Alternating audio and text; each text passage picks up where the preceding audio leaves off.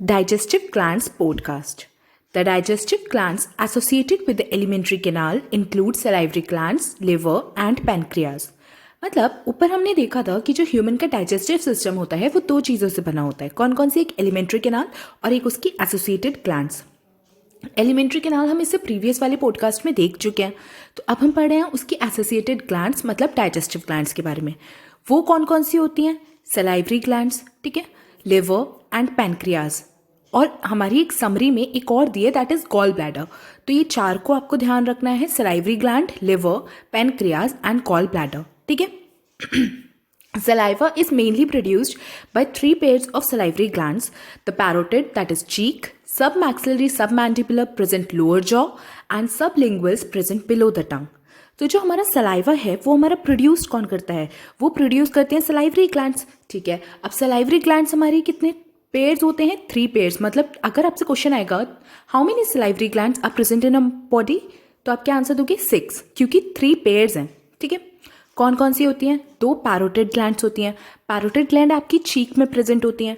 फिर 2 आपकी सब मैक्सिलरी या फिर उन्हें सब मैंडिबुलर भी बोलते हैं, जो कि आपकी लोअर जॉ पे प्रेजेंट होती हैं. और 2 होती हैं आपकी सब लिंगुअल, जो कि आपकी प्रेजेंट होती हैं बिलो द टंग. ठीक. These glands situated just outside the buccal cavity secrete salivary juice into the buccal cavity. अब ये ग्लैंड सलाइवा तो सिक्रीट करती हैं, लेकिन ये प्रेजेंट कहाँ होती हैं और कहाँ सिक्रीट करती हैं? तो ये प्रेजेंट होती हैं बकल कैविटी के बाहर, आउटसाइड द बकल कैविटी. और ये कहाँ सिक्रीट करती हैं? बकल कैविटी में सिक्रीट करती हैं. तो ये जो ग्लैंड्स हैं salivary glands, they are situated outside the buccal cavity and secrete salivary juice into the buccal cavity. ठीक है. Liver is the largest gland of the body, weighing about 1.2 to 1.5 kg in an adult human. जो largest gland of the body है वो है हमारी liver, जिसका wait है 1.2 to 1.5 kg. ठीक. तो आपको ये ध्यान रखना है कि एक तो हमारा क्या है? Largest gland of the body, that is liver, और उसका वेट कितना है? 1.2 to 1.5 kg. It is situated in the abdominal cavity just below the diaphragm and has 2 lobes. Liver के बारे में आपको ये बातें ध्यान रखनी है कि एक तो वो लार्जेस्ट ग्लैंड होती है, दूसरा उसका वेट 1.2 टू 1.5 kg, तीसरा वो एब्डोमिनल कैविटी में सिचुएटेड होती है, एंड फोर्थ आपका वो प्रेजेंट होती है, उसकी पोजीशन क्या है? Just below the diaphragm. And fifth उसके कितने लोब्स होते हैं? 2 लोब्स होते हैं. ठीक. तो ये 5 चीज़ें लिवर के बारे में ध्यान रखनी है. Hepatic lobules are the structural and functional unit of liver containing hepatic cells arranged in the form of cords. अब हमारे structural and functional unit of liver भी पूछता है क्वेश्चन में. वो क्या होती है? Hepatic lobules. तो what is this structural and functional unit of liver? It is the hepatic lobules. Hepatic lobules क्या कंटेन करती है? हेपाटिक सेल्स कंटेन करती हैं. अब ये जो हेपाटिक लोब्यूल्स में हेपाटिक सेल्स प्रेजेंट हैं वो किस फॉर्म में अरेंज होती हैं? वो कॉर्ड्स के फॉर्म में अरेंज होती हैं. कैसे अरेंज होती हैं? कॉर्ड्स के फॉर्म में अरेंज्ड होती हैं. ठीक है.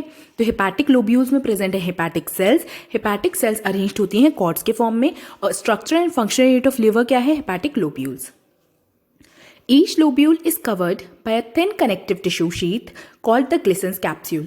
अब ये जो स्ट्रक्चर फंक्शनल यूनिट है लिवर की, हेपाटिक लोब्यूल, ये कवर्ड किससे होती है? ये कवर्ड होती है थिन कनेक्टिव टिश्यू से. किससे? थिन कनेक्टिव टिश्यू शीथ से, जिसे हम ग्लिसन्स कैप्सूल बोलते हैं. मतलब इसकी जो कवरिंग है उसको हम क्या बोलते हैं? Glisson's capsule. किसकी कवरिंग को? हेपाटिक लोब्यूल की कवरिंग को. और ग्लिसन्स कैप्सूल क्या है? एक थिन कनेक्टिव टिश्यू शीथ है. The bile secreted by the hepatic cell passes through the hepatic ducts and is stored and concentrated in a thin muscular sac called the gallbladder. अब जो हमारा bile होता है, जो बाइल जूस होता है, वो सिक्रीट कौन करता है? लिवर सिक्रीट करता है. बट लिवर में भी क्या चीज़ सिक्रीट करती है? Hepatic cells. हेपाटिक सेल्स कहाँ प्रेजेंट है? हेपाटिक लोब्यूल्स में. किस फॉर्म में अरेंज थे? कॉर्ड्स के फॉर्म में. तो इसे कनेक्ट करके पढ़ो. ठीक है. तो बाइल सिक्रीट कौन करता है? हेपाटिक सेल्स, जो कि पास होते हैं हेपाटिक डक्ट्स के थ्रू. ठीक है. हेपाटिक सेल बाइल सिक्रीट करती हैं, जो कि पास होता है फिर हमारा हेपाटिक डक्ट्स के थ्रू. और स्टोर किस में होता है जाके? हमारा गॉल ब्लैडर में. ठीक है. तो जो बाइल है वो सिक्रीट करती है हेपाटिक सेल, फिर वो पास करता है हेपाटिक डक्ट्स के थ्रू, स्टोर होता है और उसे कंसंट्रेट करा जाता है गॉल ब्लैडर में. गॉल ब्लैडर एक्चुअल में क्या है? एक थिन मस्कुलर सैक है. कैसा है? थिन मस्कुलर सैक है. तो इसमें कंफ्यूज कर सकता है इंसान, आपको बोल सकता है थिक मस्कुलर सैक. ऐसा नहीं है, वो है थिन मस्कुलर सैक. ठीक है. The duct of gallbladder, which is called cystic duct, along with the hepatic duct from the liver forms the common bile duct. तो कॉमन बाइल डक्ट कौन form करता है आपका? कॉमन बाइल डक्ट मतलब gall bladder, bile से तो आ ही रही है वो डक्ट, तो एक गॉल ब्लैडर की डक्ट आती है, एक हेपाटिक डक्ट आती है, ठीक है। बाइल दोनों में कॉमन है ना, वहाँ पर कंसनट्रेट होता है, स्टोर होता है गॉल ब्लैडर में, और सिक्रीट का होता है आपका हेपाटिक में मतलब लिवर में। तो gall bladder and hepatic duct दोनों मिलकर आपकी कॉमन बाइल डक्ट बनाती हैं। गॉल ब्लैडर की डक्ट को हम सिस्टिक डक्ट भी बोलते हैं।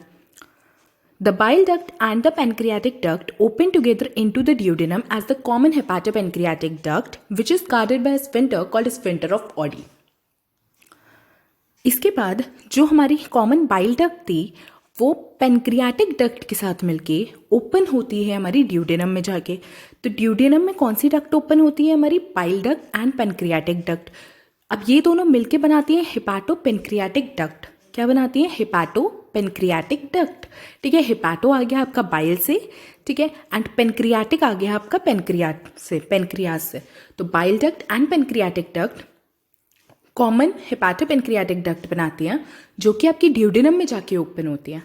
अब ये यहाँ से हमारे ड्यूडेनम तक जा रही हैं तो एक बीच में स्फिंटर भी तो होगा, जैसे उधर गैस्ट्रोइसोफेजियल स्फिंटर था, पाइलोरिक स्फिंटर था, ठीक है। अब ये रिकॉल करो किस किस के बीच में था।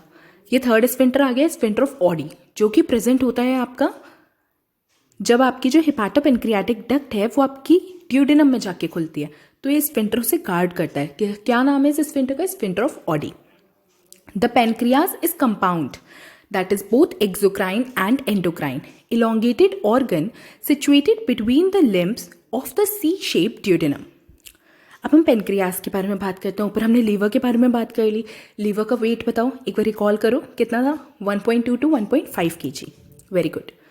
पेनक्रियास क्या है? कंपाउंड, जिसे हम मिक्स्ड ग्लैंड भी बोलते हैं। मतलब ये एक्सोक्राइन भी होती है और एंडोक्राइन भी होती है।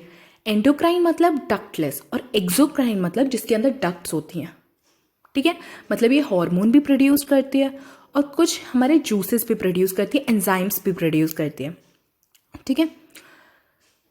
इलोंगेटेड ऑर्गन है जो कि हमारा सिचुएटेड होता है सी शेप ड्यूडेनम के लिम्स के बीच में।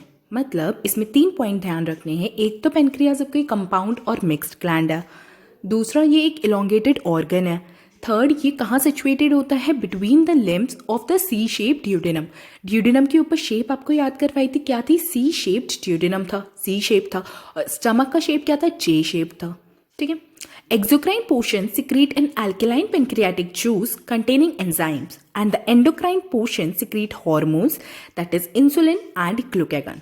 मतलब अब इसमें आपका पेनक्रियाज में 2 पोर्शन तो है, exocrine and endocrine, but in दोनों का फंक्शन क्या है? तो जो एक्सोक्राइन पोर्शन है मतलब जिसके अंदर डक्ट होती है वो क्या करेगा?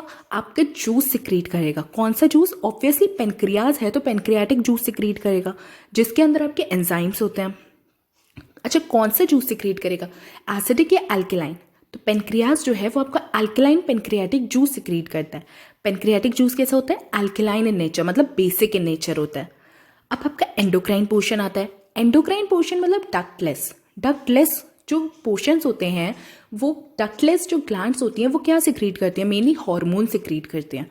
तो ऐसी पेनक्रियाज में एंडोक्राइन पोर्शन आपका हार्मोन सिक्रीट करेगा, बट कौन से हार्मोन्स? तो इंसुलिन एंड ग्लूकागॉन।